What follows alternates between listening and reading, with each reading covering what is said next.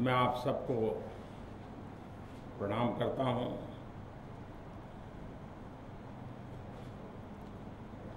मेरे लिए ये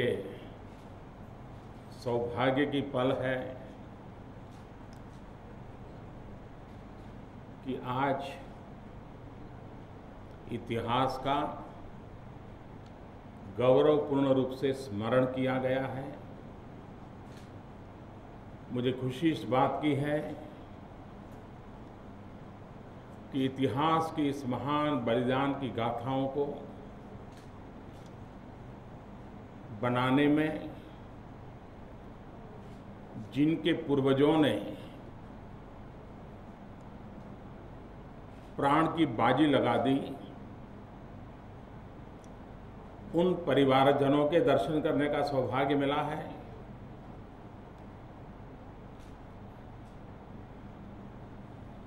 मानव जात के विकास की यात्रा में जितना सामर्थ्य सपनों का होता है, उतना ही सामर्थ्य इतिहास के स्मरण का होता है। इतिहास एक जीवंत प्रेरणा होता है और मानव जाति को अपने सपनों को साकार करना है तो इतिहास के उन स्वर्णिम पृष्ठों के साथ अपने आप को जोड़े रखना चाहिए, उससे ऊपर उठने की कोशिश करनी चाहिए। उससे नीचे जाने का कभी भी किसी भी पीढ़ी में अवसर नहीं आना चाहिए। दुर्भाग्य से हमारे देश में आजादी के इतने बड़े संग्राम को कुछ ही वर्षों में सीमित कर दिया गया, कुछ ही परिवारों में सीमित कर दिया गया, कुछ ही घटनाओं में सीमित कर दिया गया। जबकि भारत की आजादी का आंदोलन जन जन का आंदोलन था, त्याग और बलिदान की घटनाओं से भरा हुआ आंदोलन था। लगातार 700-800 साल तक बलिदान की श्रृंखला चली थी।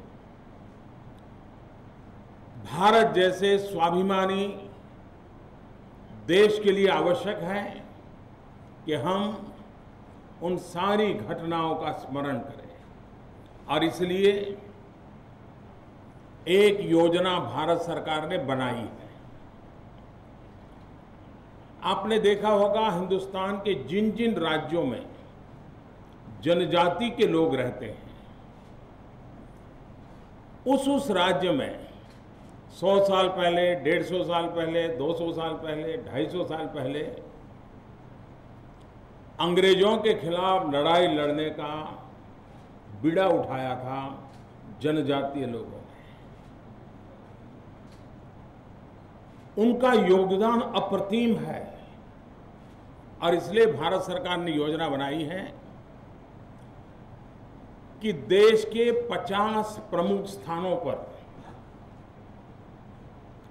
जनजातीय लोगों ने आजादी के आंदोलन में जो योगदान दिया है, उसको वर्चुअल म्यूजियम के द्वारा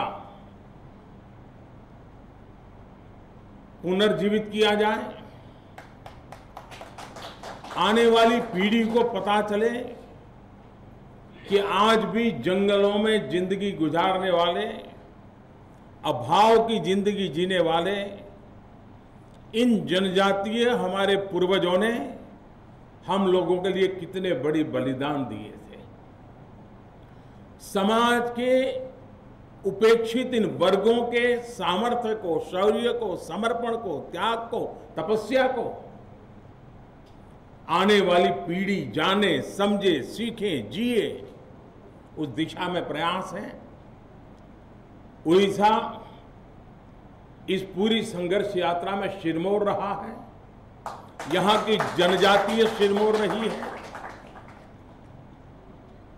सैकड़ों लोगों ने फांसी के तख्त को चूमा है, हजारों लोगों ने जवानी जेल में गुजारी है आने वाली पीढ़ी को इतिहास जीवित रखने के लिए ये वर्चुअल म्यूजियम की एक बड़ी योजना, अब टेक्नोलॉजी के कारण ये संभव हुआ है, उस पर काम चल रहा है और एक के बाद एक देश के अलग अलग राज्यों में जहां जनजातीय समुदाय ने आज़ादी के जंग का नेतृत्व किया है, उन घटनाओं को चित्रित करने का उस समय के, जैसे यहाँ बख्शी जी ने पूरा उस समय नेतृत्व दिया था, ऐसी घटनाओं को आज की पीढ़ी को बताना ये आवश्यक है। उस दिशा में काम होने वाला है। मैं फिर एक बार अपने आप को बहुत भाग्यशाली मानता हूं। आप सबके आशीर्वाद बने रहे। आपके पूर्वजों के त्याग और तपस्या के अनुकूल 2022 में जब आज़ादी के 75 साल मनाएंगे, देश को उस दिशा में उनके सपनों वाला देश बनाने के लिए हम भरपूर प्रयास करें। आप सबको मेरी तरफ से जय जगन्नाथ।